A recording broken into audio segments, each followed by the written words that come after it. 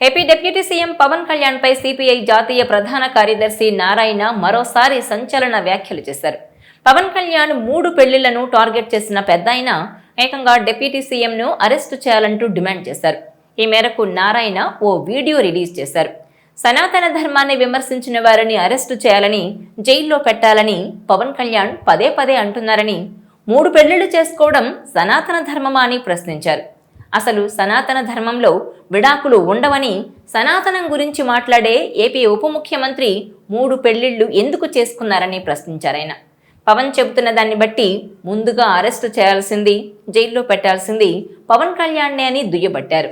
ప్రస్తుతం సిపిఐ నారాయణ వ్యాఖ్యలు సోషల్ మీడియాలో వైరల్ అవుతుండగా పవన్ అభిమానులు, జన సైనికులు ఆయనపై మండిపడుతున్నారు.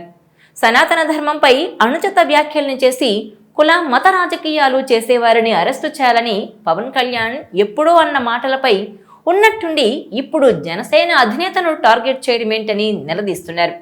ఇదంతా చూస్తుంటే ఉరుమురిమి మంగళం మీద పడ్డట్టుందని అంటున్నారు.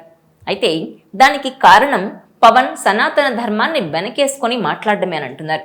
పవన్ సనాతనిగా మారి తన వంతుగా హిందూ ధర్మం గురించి మాట్లాడుతున్నారు. అంత మాత్రం చేత ఆయన్ను వ్యక్తిగతంగా విమర్శలు చేయడమేంటని జనసేన నుంచి చాలా మంది నారాయణ మీద గుస్సా అవుతున్నారు. నారాయణ అయితే ఎక్కడా తగ్గడం లేదు. ఆయన లేటెస్ట్గా ఒక వీడియో రిలీజ్ చేసి మరీ పవన్ను ఉద్దేశించి అనుచిత వ్యాఖ్యలు చేశారు.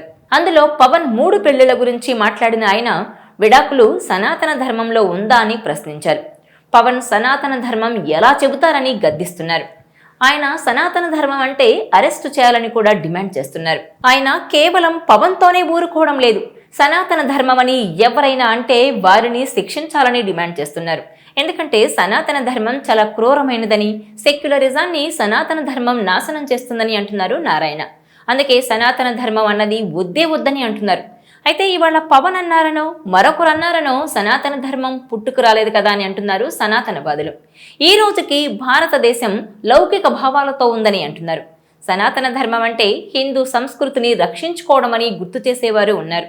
అంత మాత్రం చేత ఇతర మతాలను ఎవరూ తక్కువ చేయడం లేదని, మరి నారాయణకు ఎందుకంత కోపమని ప్రశ్నిస్తున్నారు.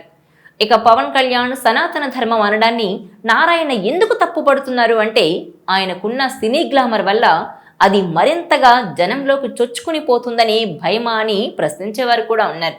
ఏది ఏమైనా నారాయణ వంటి సీనియర్ నాయకులు ఇలా మరో రాజకీయ నేత మీద వ్యక్తిగత విమర్శలు చేయడం సబబేనా అన్న చర్చ వస్తోంది. అంతేకాదు సనాతన ధర్మం మీద ఊరికే విమర్శలు చేయడం తగదని కూడా అంటున్నారు. సిపిఐ జాతీయ కార్యదర్శిగా ఉన్న నారాయణకు రాజకీయంగా చూస్తే 1/2 శతాబ్దం అనుభవం ఉంది. ఉద్యమం విషయం తీసుకుంటే ఇంకా ఎక్కువే. ఆయన్ను ప్రత్యర్థులు చికెన్ నారాయణ అని కూడా అంటారు.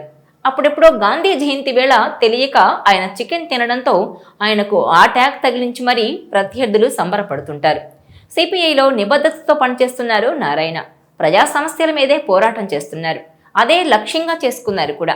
ఇప్పటి వరకు అంతా బాగానే ఉన్న నారాయణ నోరే ఆయన్ను ఇబ్బందులు పాలు చేస్తుందన్న అభిప్రాయం వ్యక్తమవుతోంది. సనాతన ధర్మం అంటే తన ఉద్దేశంలో మానవత్వమని, అందరినీ సమానంగా చూడడమని పవన్ కళ్యాణ్ చాలాసార్లు చెప్పారు.